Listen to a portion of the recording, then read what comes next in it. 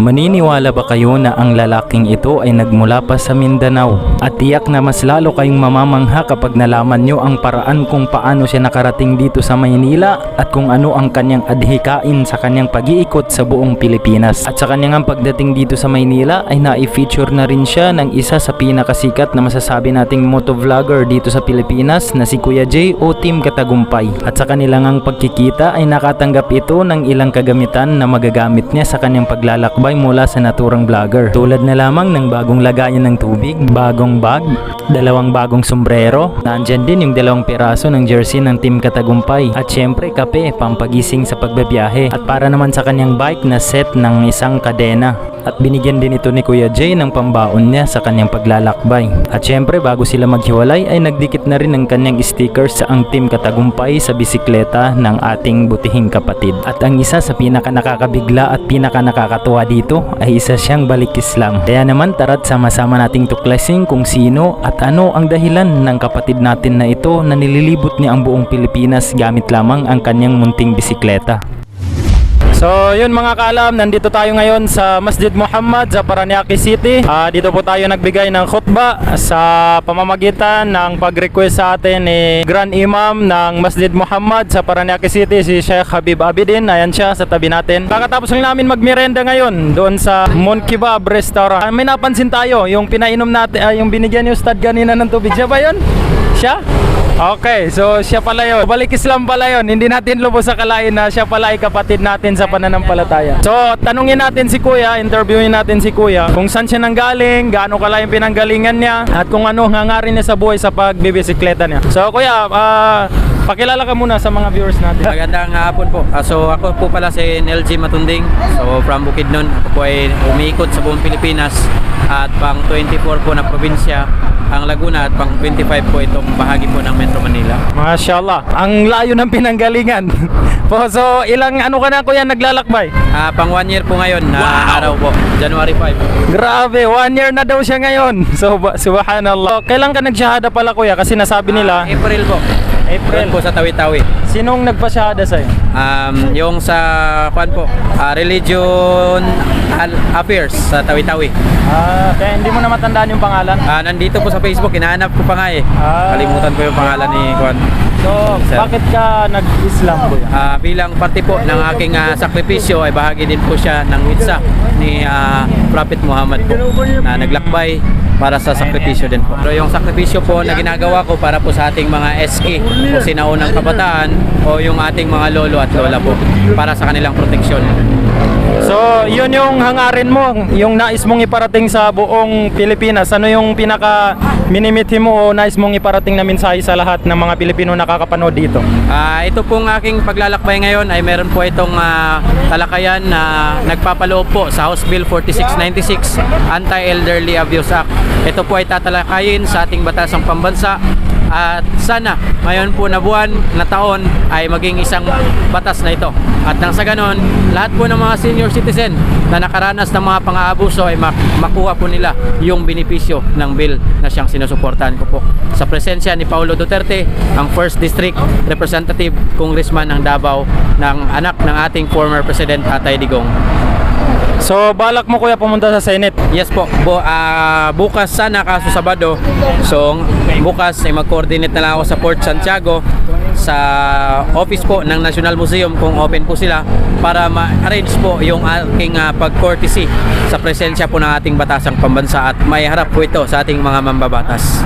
Okay, napakaganda ng hangarin ni Kuya sa kanyang pagbabiyahe. Isipin mo, nagbike lang siya.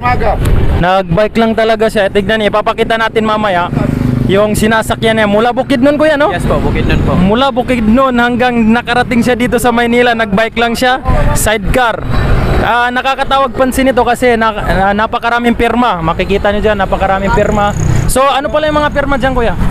Lahat po yan, mga pangalan ng ating mga kababayan na nakasaksi. At syempre yung mga munisipyo na natulugan ko po, yung mga staff ay pumirma dito. At yung mga banner na kinabit bilang patunay na ako po ay nakadaan sa kanilang bayan. At pati na rin sa mga sticker. So yung pala yung mga stickers dito na nakadikit. Kaya pala sobrang daming stickers dyan sa bike ni Kuya at mga pirma kasi yan daw yung patunay na dami ng taong nakasaksi sa kanyang paglalakbay. At yung mga stickers na na naidikit niya dito. So may mga vloggers din na kilala na pumunta Yes po, sa iyo kuya, si no? Kuya Katagumpay po, Ayan, na-meet po kahapon. Si Kuya Jay sa kanyang shop po. So sa kanya yan, galing. Opo, galing po ito sa kanya. Mashallah. So napaka ganda ng hangarin ng kapatid natin na ito. So isa pa bilang panghuli kuya, di ba nakapagsyahada ka? Paano ka nakakapagsala? Last, nakapagsalat ako sa Gimaras doon po sa mosque. Pero pag meron pong mag-sponsor ng hotel, pinapracticize ko po yung pagsasalat talaga. Kasi by the process pa yung pagsasalat. So nanonood pa ako ng mga lecture sa ating mga kapatid na Muslim na nagpapadala ng video paano i-process yung pagsasalat. Alhamdulillah. So paano mo natuntun tong lugar na to kuya? Bali napadaan lang ako dito at naghahanap talaga ako ng barangay na mapasilungan kasi hindi ako pwedeng malubugan ng araw dahil sa biyaheng ito delikado pag wala ng sikat ng ating sinag ng ating bukang liwayway. So kailangan may araw pa talaga ako bumiyahe at hindi malagpas ng alas 4 hanggang alas 3 lang. So minabuti ko na lang na makipag-ugnayan dito at akala ko kasi barangay. So nung nalaman kong ito po ay Muslim community, kaya ako po ay nalulugod at nagpapasalamat na mga kapatid pa lang nandito at syempre gawa na rin yan, nandito po yung ating mosque. So baka makapagsabay din po ako sa pagsalat at ma-prepare ko po yung process ng pagsasalat ko.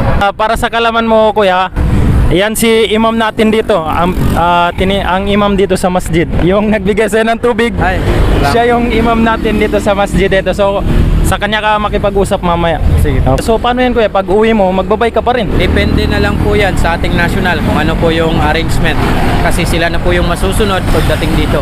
Kasi ito na po yung finish line ng aking journey. Pero pag mapagbigyan na ubusin ang buong Pilipinas, alhamdulillah ay uubusin ko po talaga. Last na mensahe ka pa kuya. Ay, marami pong salamat sa mga walang sawang sumubaybay at nakasuporta at nakapirma dito. At sa mga nagpaabot ng pagmamahal at sa mga magdarasal ng ating mga kapatid sa Islam at siyempre sa mga Kristiyano na nagpaabot din ng kanilang pagdarasal na maging safe yung aking biyahe. Maraming salamat po sa inyo. Hindi ko po kayo makakalimutan hanggang sa dulo po ng aking hininga.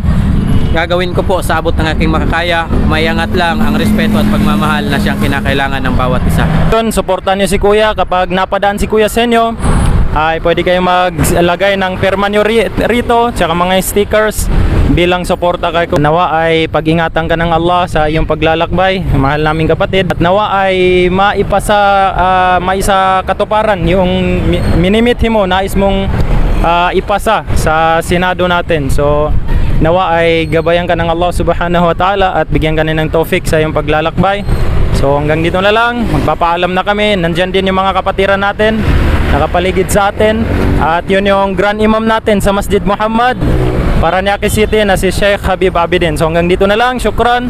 Assalamualaikum warahmatullahi wabarakatuh. Pagkatapos nga ng makikipag-usap natin sa minamahal nating kapatid, ay bala ko sana na maglagay ng ating pirma. Ngunit dahil sa sobrang dami na nang nagbigay ng pirma dito, ay sa tingin ko ito ang dahilan kung bakit naubusan ng tinta o ink ang pentel pen ni kuya. Nakakapanghinayang nga lang, ngunit ganun pa man, ang importante naging parte tayo ng alaala ni kuya sa kanyang paglalakbay at sa pagpapasa ng kanyang minimithing adhikain para sa ating mga magulang. Kung umabot ka sa dulo ng video na ito, ay maaaring suportahan natin ang ating kapatid sa pamamagitan ng pag-share ng ating video. Nawa ay ang sakripisyo at pagod na inalay ng ating butihing kapatid ay hindi mauwi sa wala at makamtan niya ang kanyang minimithing tagumpay. Allahumma amin.